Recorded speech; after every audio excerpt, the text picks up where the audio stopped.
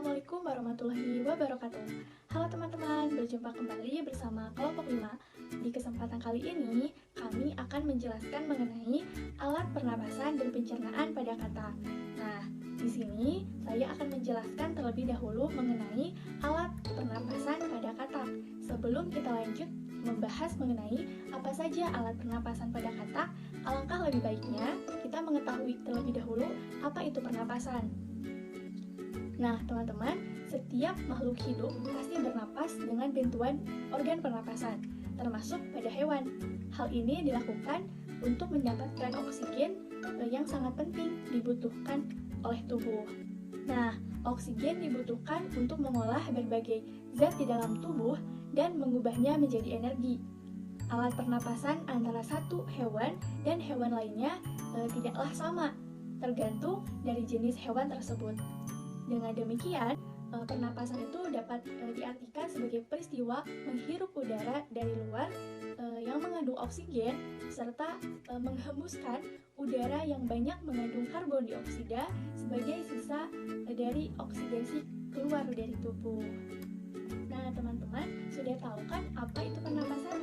Nah, setelah kita mengetahui apa itu pernapasan, yuk kita lanjut membahas mengenai alat pernapasan pada kata. Nah, teman-teman, alat pernapasan pada katak itu ada 4. Yang pertama itu ada insang, yang kedua ada kulit, yang ketiga itu ada mulut, dan yang keempat ada paru-paru. Yuk kita bahas satu persatu. Yang pertama itu ada insang. Seperti ikan yang hidup di air, katak juga menggunakan insang untuk bernapas. Namun, insang pada katak hanya muncul saat katak itu berada di fase menjadi berudu atau menjadi kecebong. Nah, pada saat berudu menetas gitu ya, maka insang adalah alat pernapasan yang membantu katak bernapas.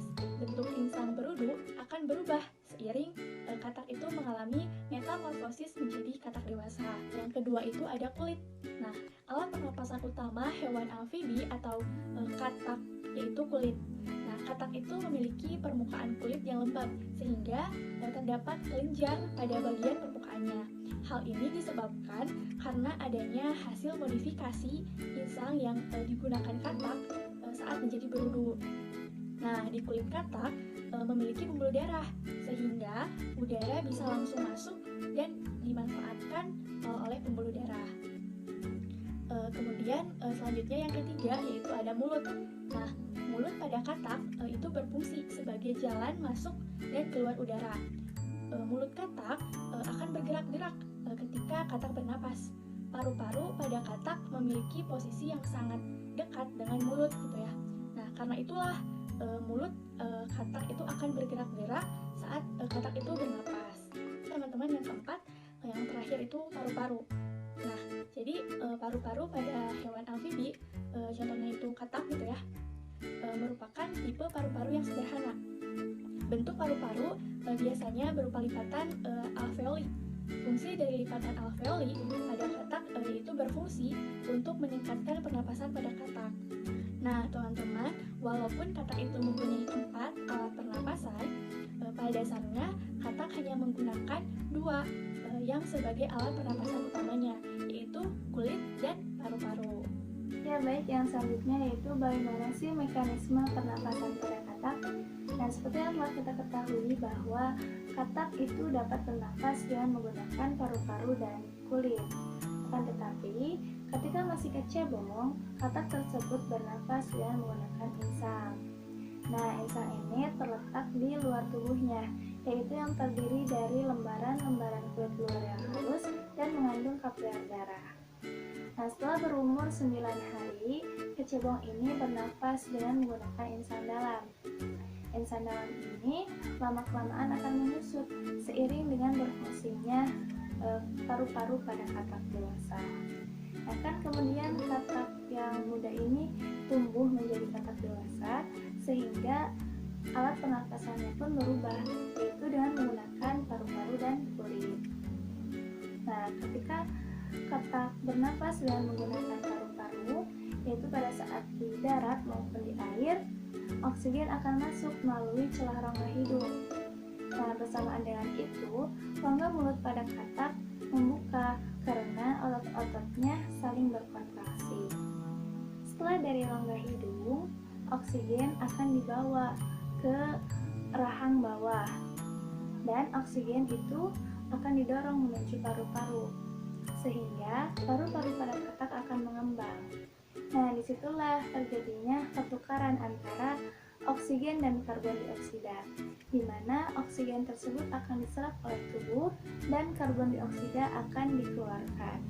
Nah, yang selanjutnya itu ketika katak bernafas dengan kulit, oksigen akan masuk melalui kulit, kemudian akan diangkut oleh vena ke jantung. Nah, disitulah oksigen akan diserap, sedangkan karbon dioksida akan dikeluarkan. Ya baik, nah untuk selanjutnya itu kita akan membahas tentang sistem pencernaan pada katak. Nah, pengertian daripada sistem pencernaan itu sendiri merupakan serangkaian jaringan organ yang bekerja untuk mencerna makanan. Nah, selama dalam saluran pencernaan, makanan akan mengalami proses pencernaan baik secara mekanik maupun secara kimia ya. Nah, secara mekanik ini biasa disebut sebagai proses pencernaan makanan atau proses pengubahan makanan dari bentuk yang lebih besar menjadi bentuk yang lebih kecil atau halus ya. Nah, sedangkan proses pencernaan secara kimia ini biasa disebut sebagai proses pengubahan zat makanan dari bentuk yang kompleks menjadi bentuk yang lebih sederhana, yang mana dibantu oleh enzim pencernaan. Nah, itu merupakan pengertian daripada sistem pencernaan. Kemudian apa saja sih alat pencernaan pada katak? Nah, di sini saya akan mengulas tentang alat pencernaan pada katak beserta fungsinya. Yang pertama itu ada mulut. Nah, mulut atau rongga mulut atau dikenal sebagai istilah vacuum oris dilengkapi dengan gigi yang berbentuk kerucut dan juga berbentuk V ya. Ada yang berbentuk kerucut dan ada juga yang berbentuk huruf V. Nah, dengan terdapat bagian rahang atas dan rahang bawah. Nah, di bagian rongga mulut juga terdapat lidah, yang mana lidah ini berfungsi untuk memakan atau menangkap mangsanya yang dibantu atau dilapisi oleh air liur ya.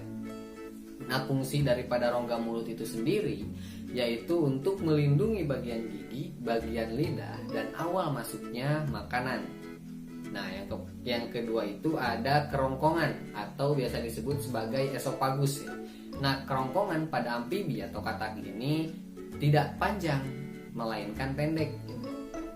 Nah, esofagus juga menghasilkan sekresi alkalis atau basis yang mendorong makanan untuk masuk ke dalam lambung. Nah, itu pengertian esofagus dan juga fungsi daripada esofagus itu sendiri. Nah, untuk organ pencernaan katak yang ketiga yaitu ada lambung atau sering disebut juga dengan ventriculus. Lambung berfungsi sebagai tempat penyimpanan cadangan makanan, berbentuk kantung yang apabila berisi makanan akan melebar. Lambung pada katak dibedakan menjadi dua bagian, yaitu sebagai tempat masuknya makanan dari kerongkongan dan tempat keluarnya makanan menuju usus. Fungsi lambung juga sebagai pemecah makanan hingga menjadi partikel-partikel kecil dengan dibantu dengan gerakan peristaltik atau gerakan meremas makanan. Selain itu, lambung katak menghasilkan enzim, yaitu terdiri dari peptin, tripsin, dan lipase. Di dekat lambung terdapat pankreas. Pankreas ini berwarna kekuning-kuningan, yang dimana menghasilkan enzim untuk pencernaan. Terdapat hati yang berfungsi untuk mengeluarkan empedu dari kantung empedu. Dan empedu ini berwarna kehijauan yang berfungsi untuk menetralisir racun-racun yang masuk ke dalam sistem pencernaan katak. Nah, organ yang keempat yaitu ada usus halus. Usus halus pada katak dibedakan menjadi 3, yaitu duodenum atau 12 jari, jejunum, dan ilum.